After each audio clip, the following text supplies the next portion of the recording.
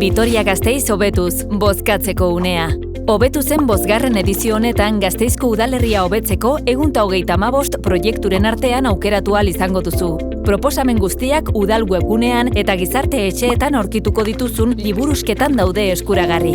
Martxoaren 2tik 22ra bozkatu ahal izango duzu online, bertatik bertara edo telefonoz. Online, udal webgunearen bidez, identifikazio digitalarekin, TMC txartela aktibatuta, baku edo beste edozein ziurtagiri digital baten bidez.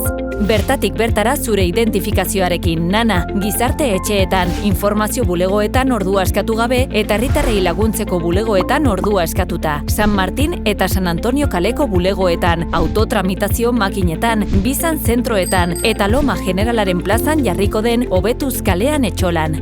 Telefonoz bozkatzeko 010 edo 945 16 1100 zenbakietara deitu eta bak edo bakku bidez identifikatu beharko zara.